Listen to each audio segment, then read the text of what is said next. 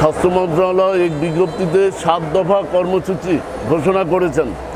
দালালদের দৌরত্ব এবং দালাল নির্মূলে 7 দফা কর্মসূচি ঘোষণা করেছেন, যার মধ্যে অন্যতম দফা রয়েছে মোবাইল কোর্টের মাধ্যমে আইনের প্রয়োগ, দালালদের নির্মূলে দালালদের বিরুদ্ধে আইনগত অভিযান পরিচালনা করা, ফৌজদারি অপরাধে তাদের বিরুদ্ধে ব্যবস্থা নেওয়া।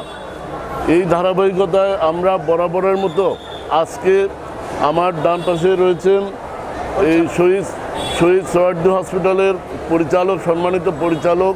আমার বামে রয়েছেন র্যাপিড অ্যাকশন ব্যাটালিয়নের বিজ্ঞ নির্বাহী ম্যাজিস্ট্রেট। আমরা এবং র্যাব সমন্বিতভাবে 3টি হসপিটালে আমরা আজকে অভিযান পরিচালনা করি। শহীদ সোহরাওয়ার্দী হসপিটাল, হৃদরোগ হসপিটাল এবং পঙ্গু হসপিটালে আমাদের এই অভিযান, দালাল বিরোধী অভিযান পরিচালনা করা হয়। আমরা 3 হসপিটাল থেকে 20 জন এই দালাল চক্রের সদস্যকে গ্রেপ্তার করি এবং বিজ্ঞ ম্যাজিস্ট্রেট তাদের বিরুদ্ধে বিধি অনুযায়ী আইনগত ব্যবস্থা, জরিমানা, অর্থদণ্ড এবং কারাদণ্ডের ব্যবস্থা আদেশ প্রদান করবেন। স্বাস্থ্য মন্ত্রণালয় ঘোষিত 7 দফা কর্মসূচির মধ্যে অন্যতম দফা রয়েছে দালাল বিরোধী অভিযান পরিচালনা করা, দালালদের বিরুদ্ধে মোবাইল কোর্টের মাধ্যমে তাদের বিরুদ্ধে ব্যবস্থা গ্রহণ করা।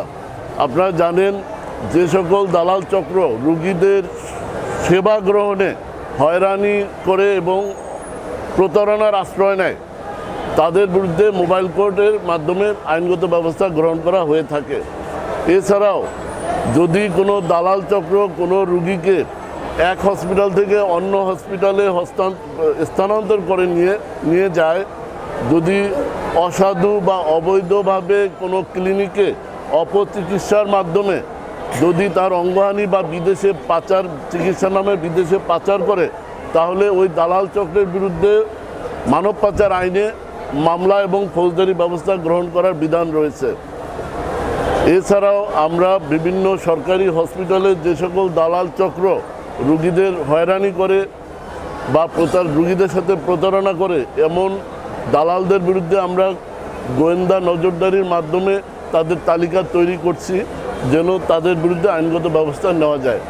আমি স্পষ্টভাবে বলতে চাই, মাননীয় স্বাস্থ্যমন্ত্রী মহোদয় এবং স্বাস্থ্য মন্ত্রণালয় ঘোষিত যে দালাল নির্মূলে 7 দফা কর্মসূচি ঘোষণা করা হয়েছে, ইনশাল্লাহ আইনশৃঙ্খলা বাহিনী তাদের অংশটা আমরা পালন করব এবং অন্যান্য যে দফা রয়েছে সেই দফাগুলো হসপিটাল কর্তৃপক্ষ যারা আছেন এবং অন্যান্য যারা এর সাথে যারা জড়িত আছেন, তারা এটার বিরুদ্ধে ব্যবস্থা নেবেন।